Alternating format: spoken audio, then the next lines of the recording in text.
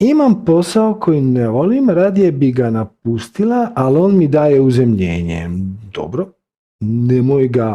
nemoj ga presjeći nožem. Ali imaš s druge strane i strast i NLP, ko zna šta sve još, jer možeš dio svoje energije uložiti tamo. Ne napraviš konkretnu akciju da to svoje znanje podijeliš drugim ljudima, to samo ostaje u oblaku mentalnog vrtloga. I onda stvarno, kako si ti to lijepo rekla, stvari izmiču.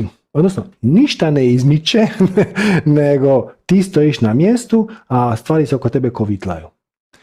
I tako će biti dok ne poduzmeš konkretnu akciju bez očekivanja rezultata. Ti ćeš krenut raditi radionice NLP-a, inače nakon 3, 4, 5 održanih radionica shvati da je tebi draže raditi u manjim grupama. I onda te ljudi počnu prepoznavati i onda dobiješ neku svoju, samo to sljedbu, ali grupu ljudi koji su zainteresirani za to što ti imaš da ponuditi, oni su za to zainteresirani primiti i onda ćeš osjetiti da ti se uzemljenje prebacuje, da ti se šifta, da sad uzemljenje može biti ovo novo.